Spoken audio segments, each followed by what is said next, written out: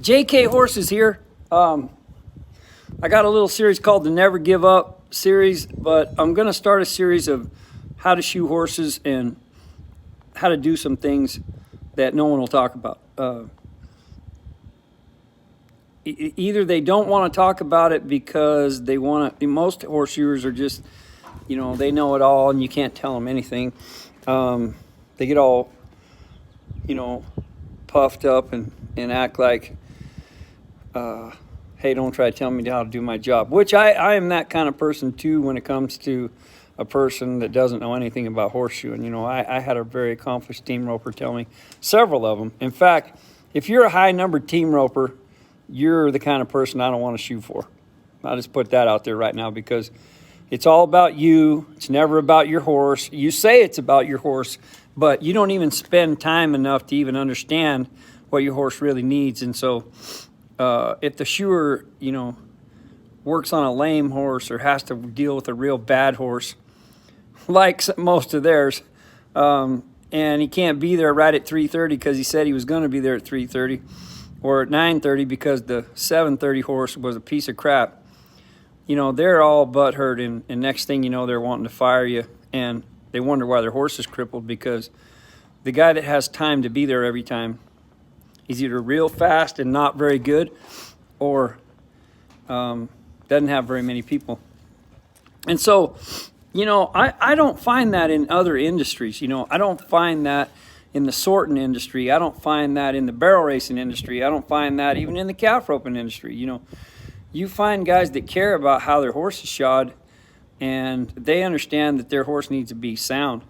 So that's what I spent my whole career doing, was trying to make sure that I was not going to cripple their horse. And by and large, I've accomplished that to a great degree. And so that's why I feel like I need to share it. So I called it the Wannabe Horseshoer on some of these YouTube videos because I didn't want to act like I know everything, and I sure as heck don't. I am still learning. I have a circle of people that I talk to about horseshoeing that are very, very accomplished and retired and done. It's fun to talk to them, send them pictures, and get ideas about what's going on. But anyway, so I didn't mean to cut my I'm a team roper, so I hate to cuss those guys, but I've been cussed by so many of them wrongly. The very first guy told me to throw my horseshoeing tools away, and his dad was a Hall of Fame horseshoer. And I haven't said any names, so there are very few people that know who I'm talking about. But I will tell you this. If you make a living with your horse and he's crippled, you're in trouble. And you'll be the first to acknowledge that. So anyway, I'm going to do some things in this industry that are going to help my industry. I've decided.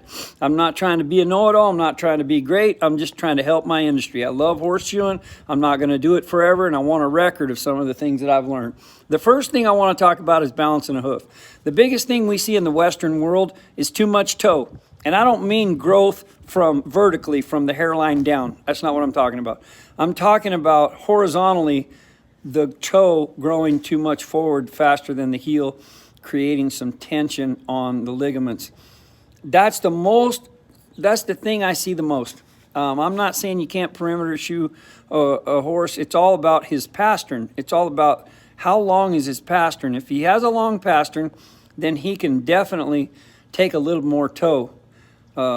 But if he has a short pastern and toe takes over, now we're going to create some undue leverage against, and that's how we get some bowed tendons. I had ironically, a very accomplished team roper brought me a 6-year-old mare one time. And this mare was a granddaughter of Corona Cartel, and she is a gorgeous thing. Still alive, doing okay. And he said he wanted me to put some sliders on her back feet. Well, I picked up her front foot to trim it, and she absolutely stomped it on the ground. Stomped it. And so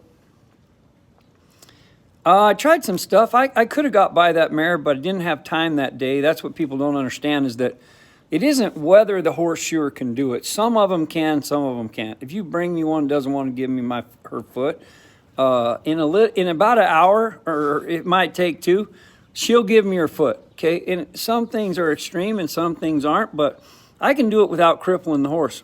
Every time. I have only not shod one horse ever because the horse was too rank. And again, if I'd have had time, I could have probably got by that one too. But that isn't what your horseshoer's job is. You know, your horseshoer doesn't have time to train your horse. So anyway, this video is getting too long, but to make a long story short, brings me this horse, toes way too long, never been shod, 6 years old. Boy won a saddle on the horse the week before. So here we got a 6-year-old horse that you can win a saddle on in the team roping, but you can't pick her feet up. Man, that is messed up. That is messed up. That is not a very broke horse. That is a dangerous situation. She's big enough to hurt you now. If she doesn't want her foot picked up, she can dang sure, show you that you can't pick her foot up. And if you don't know what you're doing, you're probably going to get hurt. So it took a while. The kid that won the saddle started working with her because she trusted him, and he knew how to pick the feet up and do some stuff. And the horse got better, in a while. But before she got better, no one trimmed her, and they turned her out, and she bowed both front tendons, and it was horrible. She was crippled, and both front tendons were bowed. And that's when the tendons in the front get so much leverage against them because that toe's so long, it actually tears the tendons. And these tendons are all little fibrous, full of fibers, and they just peel back and make a big old swollen area, and it takes a long time to heal. And the mare did heal. It took a while. She still has them big old bowed, puffy tendons on her, and they're riding her, but she isn't near the horse she could have been. All why? Because we don't want to pick horses' feet up and chew them when they're little, because we think it's a waste of time and money, but it's not. It's a great idea to have a horse that will let you pick her feet up and work with them from the very beginning, from when they're little foals. So anyway, I know this is kind of a long video. I don't want all of them to be quite this long. But I will say that's just kind of an introduction. The things I've been through, I've talked to a lot of veterinarians. I've looked at a lot of radiographs. That's when you quit guessing, is when you get a radiograph, and then now we can put a therapeutic shoe on that would really help or do the right thing. They call it corrective shoeing, whatever you want to call it. If I can see what's going on in the foot or in the pastern, then now I'm not guessing anymore. And that's the big trouble with horseshoers, is that they're told this, this, and this, and it may or may not be true, and then they got to guess what's the right thing to do. So if your horse is crippled, the best thing to do is find somebody that knows what they're doing, because they'll walk you through a process to find out whether you need the vet and whether you need an x-ray. Not every horse that's walking around lame needs a vet or needs an x-ray. There's some very simple things that happen to most of them that are very, very fixable right away. But if you don't know anything about it, then you're going to struggle.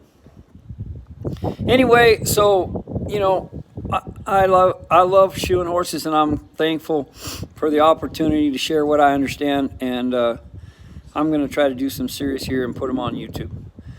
I hope you have a great day. Never give up.